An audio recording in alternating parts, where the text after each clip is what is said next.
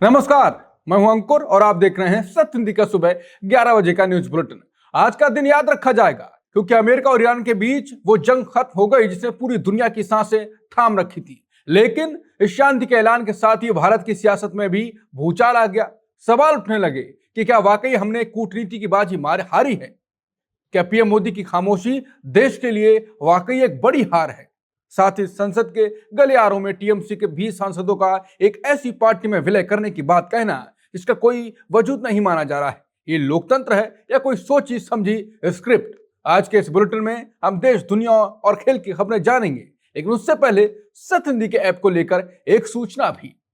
आज के दौर में जब हर तरफ शोर और सच्ची खबरें ढूंढना मुश्किल हो गया है, तब आपको एक ऐसी जगह की जरूरत है जहां खबर का मतलब सिर्फ खबर हो। सत्य हिंदी ऐप इसलिए बनाया गया है जहां ना आपको फॉरवर्डेड ज्ञान मिलेगा और ना ही आईटी सेल की कोई ट्यूशन। यहां सिर्फ खबरें मिलेंगी, कड़े सवाल होंगे और उनकी गहरी पड़ताल होगी। अगर आप भी असली खबरें जानना चाहते हैं तो आज ही सत्य हिंदी का ऐप डाउनलोड करें। आप हमारा ये बुलेटिन और बाकी खबरें सत्य हिंदी के ऐप पर देख सकते हैं। इसका लिंक नीचे वीडियो के डिस्क्रिप्शन में दिया गया है। एक क्लिक करें और जुड़ें उस सच के साथ जो आपसे सीधे सरोकार रखता है। अब जानते हैं बुलेटिन की 5 बड़ी खबरें। ईरान अमेरिका के बीच बड़ी डील पक्की, 19 जून को स्विट्जरलैंड में होंगे साइन। अमेरिका ईरान डील पर घिरे मोदी, कांग्रेस नेता बोले अब विदेश दौरे बंद करें।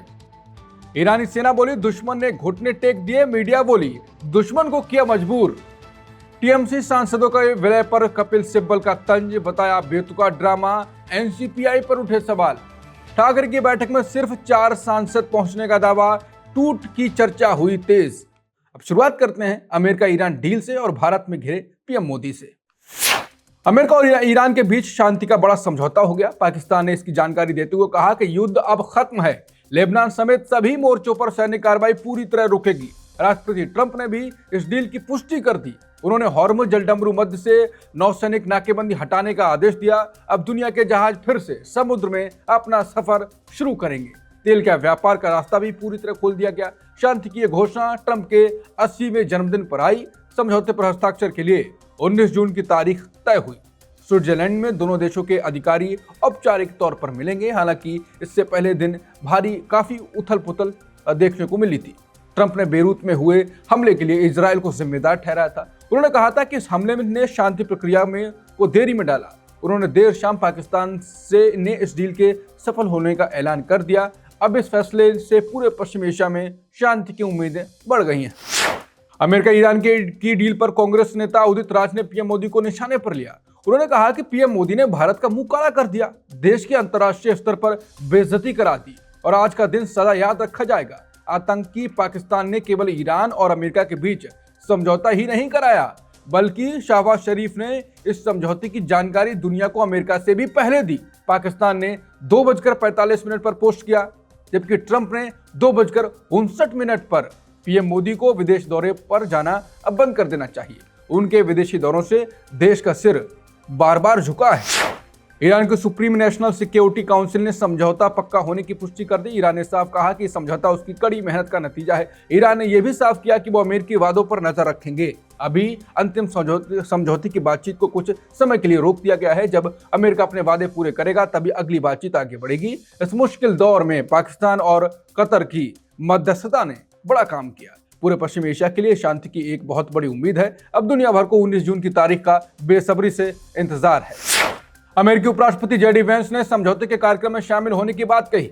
उन्होंने फॉक्स न्यूज को बताया कि वो खुद वहां जाने की पूरी कोशिश करेंगे। साथ ही उन्होंने संकेत दिए कि राष्ट्रपति ट्रंप भी वहां मौजूद रह सकते हैं।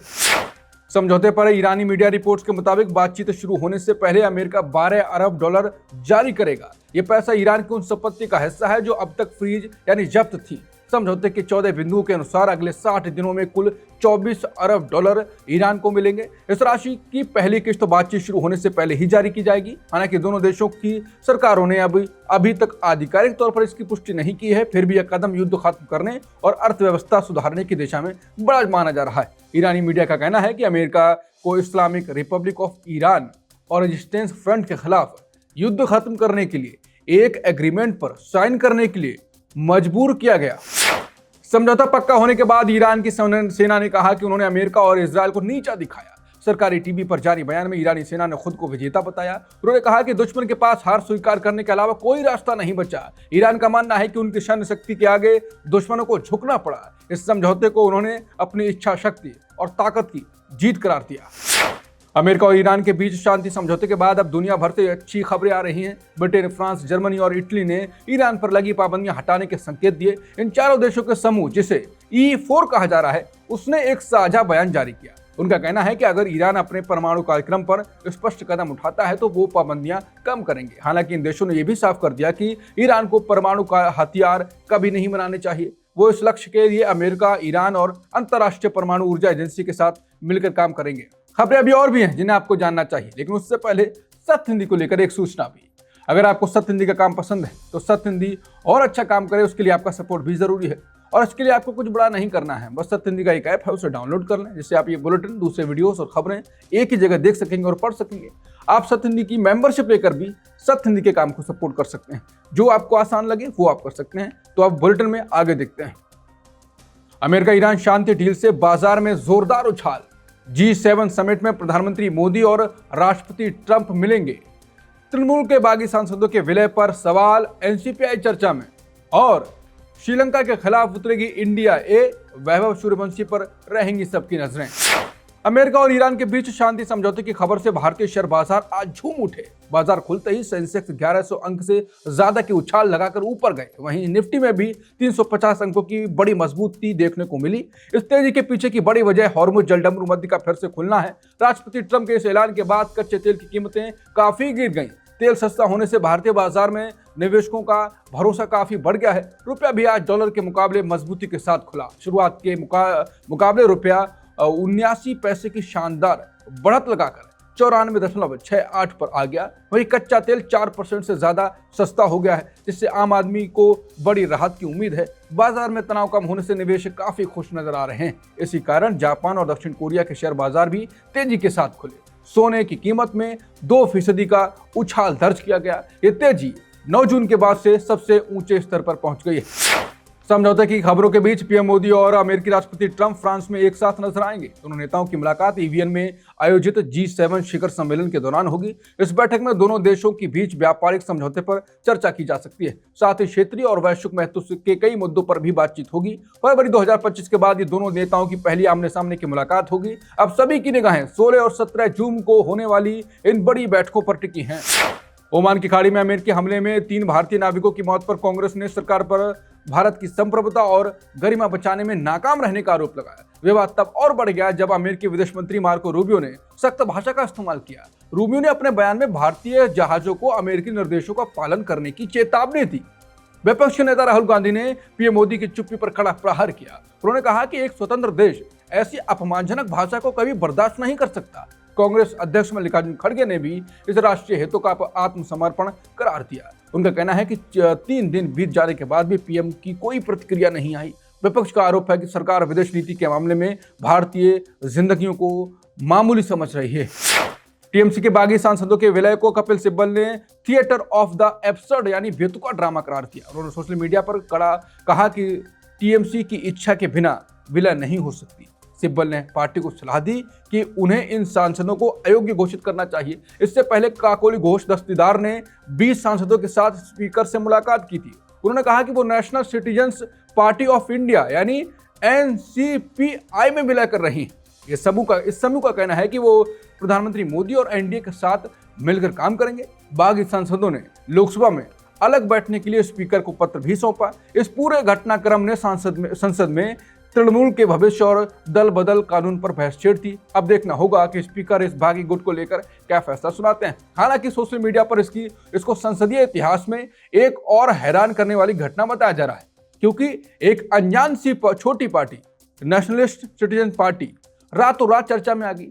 टीएमसी के 20 सांसद इसमें विलय करने की बात कर रहे हैं। और मजे की बात यह है कि इस पार्टी ने कभी कोई चुनाव नहीं लड़ा, ऐसा कहा जा रहा है।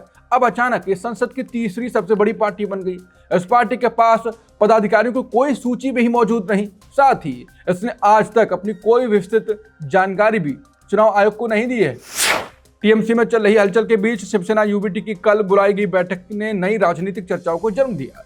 पार्टी अध्यक्ष उद्धव ठाकरे की इस बैठक में सिर्फ 4 सांसद ही शारीरिक रूप से पहुंच पाए। इसे लेकर कयास लगाए जा रहे हैं कि क्या पार्टी के सांसद पाला बदल रहे हैं। दूसरी ओर शिवसेना शिंदे गुट ने दावा किया है कि उनके ऑपरेशन टाइगर के तहत कई सांसद जल्द आएंगे। केंद्रीय मंत्री प्रताप यादव ने भी 7 सांसदों के आने का बड़ा दावा किया। हालांकि संजय राउत ने इन सभी बातों को पूरी तरह से नकार दिया। राउत ने बताया कि बाकी 5 सांसद निजी और मेडिकल कारणों से ऑनलाइन जुड़े थे। इनमें से कुछ के बच्चों की शादी या अस्पताल में भर्ती होने की बात कही गई। लेकिन परभणी से सांसद संजय यादव का सत्संग में दिखना कई सवाल खड़े करता है। शिंदे गुट के सूत्रों का कहना है कि उन्हें 6 सांसदों से सकारात्मक संकेत मिले हैं।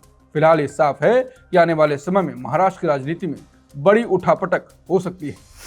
इंडिया एज आज त्रिकोणीय सीरीज में श्रीलंका ए का सामना करने के लिए तैयार है। पिछले मैच में टीम ने श्रीलंका को 8 रनों से कड़ी शिकस्त दी थी। उस जीत ने टीम का आत्मविश्वास बढ़ाया, जिसे आज फिर दोहराना होगा। इससे पहले अफगानिस्तान के खिलाफ भारत को डकवर्थ-लुईस नियम से हार मिली थी। उस मुकाबले में प्रभव, सिमरन, ऋतुराज और तिलक वर्मा ने शानदार बल्लेबाजी की थी। टीम ने 49 ओवर में 349 रनों का विशाल स्कोर खड़ा किया था। बावजूद इसके बारिश के चलते भारत को करीबी अंतर से हार झेलनी पड़ी। आज का मैच भारत के लिए सीरीज में अपनी स्थिति मजबूत करने का मौका है। विशेषज्ञों को वैभव सूर्यवंशी से उम्मीद है कि वो अपनी लय हासिल कर टीम को जीत दिलाएंगे। सुबह 11 बजे के बुलेटिन में इतना ही। बाकी खबरों के लिए बने रहिए सत्य हिंदी के साथ। दोपहर 2 बजे मिलते हैं नई खबरों के साथ। नमस्कार।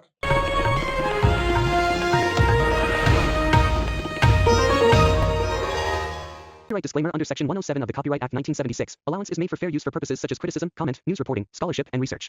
Fair use is a use permitted by copyright statute that might otherwise be infringing.